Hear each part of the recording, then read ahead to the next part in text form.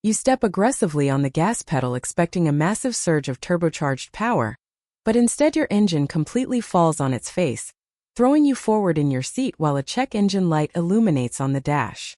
If you scan the computer and find a P024D, you are looking at a charge air cooler bypass position sensor, a circuit range or performance issue. To understand why your car suddenly feels like it is pulling a heavy anchor, you have to look at how forced induction works.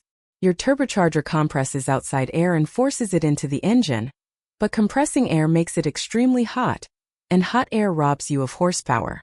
Your vehicle uses a charge air cooler, commonly called an intercooler, to act like a giant radiator that cools this pressurized air down so it becomes dense and packed with oxygen. However, there are times when the engine control module actually wants to bypass this intercooler, so it uses a specialized bypass valve to dump or reroute that pressurized air. The computer constantly monitors the exact physical angle of this valve, using a dedicated position sensor.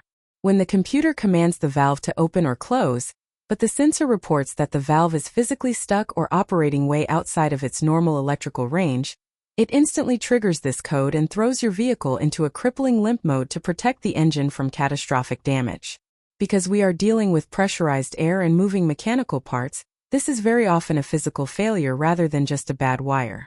Your very first diagnostic step should be locating the bypass valve, which is usually bolted right onto the thick plastic or metal charge pipes leading to your intercooler in the front bumper. With the engine completely shut off, do a thorough visual inspection of the valve mechanism. These valves frequently get choked up with oily carbon buildup or sticky residue from the positive crankcase ventilation system, causing the internal flap to physically jam open or closed.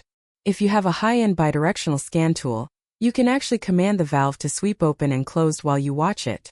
If the valve binds up, you will likely need to unbolt it and give it a deep clean with a safe automotive solvent. If the physical valve moves perfectly smooth but the code persists, grab your digital multimeter and meticulously check the wiring harness for any wires that have rubbed bare against the engine block or connectors with broken locking tabs.